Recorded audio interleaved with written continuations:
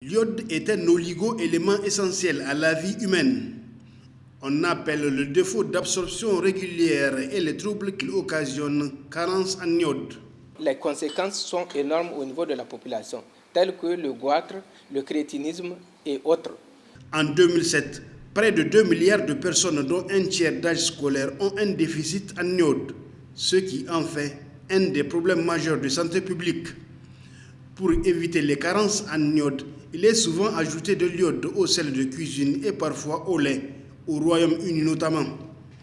Au Niger, les autorités ont opté pour la première solution en 2014 par un arrêté interministériel déterminant les conditions de production et de commercialisation du sel de toute origine et de toute provenance.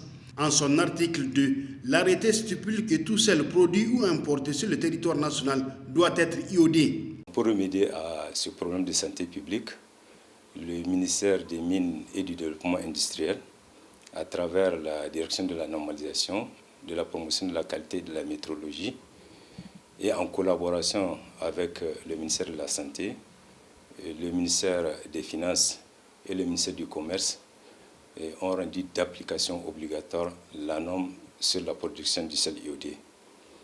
Et cette obligation s'est traduite par l'arrêté numéro 116 qui détermine les conditions de production, d'importation et de commercialisation du sel au Niger.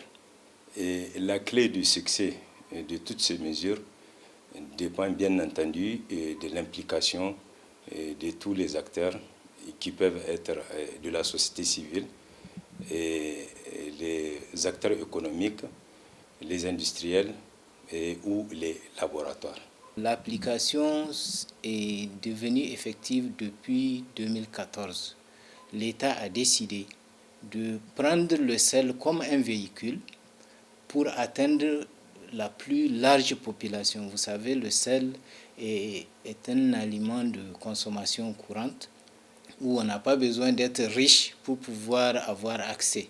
Donc c'est pour cela que le sel a été utilisé pour atteindre la population. Pour atteindre son objectif, les autorités nigériennes ont sensibilisé les différents acteurs, les importateurs de sel notamment, et le message est passé.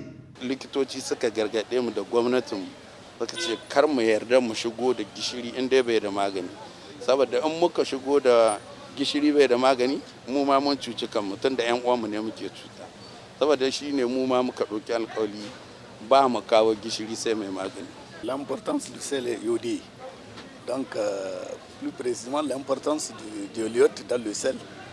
Donc, c'est la lutte contre les maladies dues en carence en iode. Par exemple, le goitre, donc l'avortement précoce. Donc, il y a aussi manque de l'intelligence. C'est pour cela que nous vendons du sel iodé. Plus de sel non iodé sur le marché donc, mais la confiance n'exclut pas le contrôle. Deux institutions jouent ce rôle.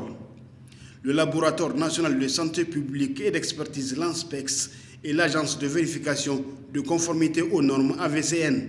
Pour le Laboratoire national de santé publique et d'expertise l'ANSPEX, situé dans l'ancêtre de l'ONPPC au quartier Gamkale, zone industrielle, il dispose d'équipements adéquats lui permettant d'assurer pleinement ses missions, notamment de contrôle de la qualité des produits alimentaires comme le sel. Au niveau de la production, l'iode doit être entre 80 et 100 ppm. ppm, ça veut dire partie par million. Et au niveau donc de l'importation, cette teneur doit être entre 50 à 80 ppm. Au niveau du marché, on doit retrouver forcément entre 30 à 50 ppm. Donc le marché, ça veut dire c'est ce que nous devons retrouver au niveau des ménages. Quant à l'agence de vérification de conformité aux normes AVCN située au quartier Terminus, elle inspecte et vérifie la qualité du sel dans les pays d'importation, puis délivre un certificat de conformité à la réglementation nationale, notamment l'arrêté numéro 116 du 25 mars 2014. Ce certificat de conformité doit être produit au cordon douanier lors de la déclaration en douane.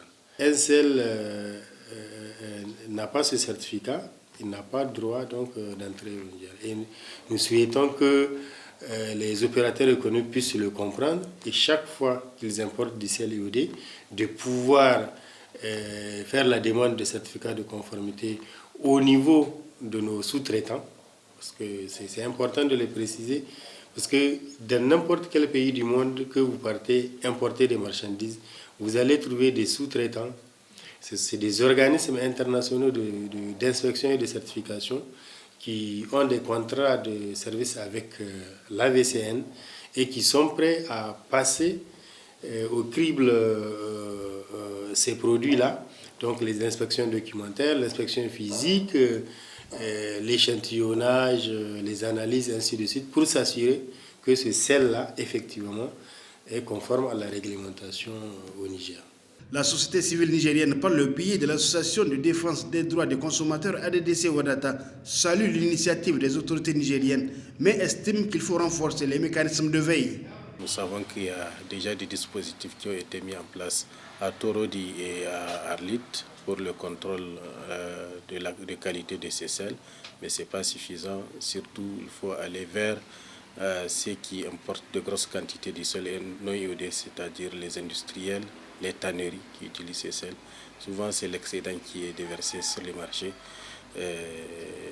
C'est surtout ça qui circule malheureusement dans notre territoire.